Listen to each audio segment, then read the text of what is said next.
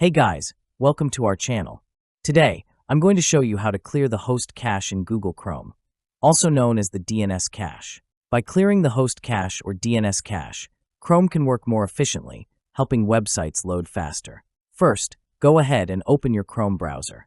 In the address bar at the top, type the following: chrome//netinternals/#DNS. Then press enter.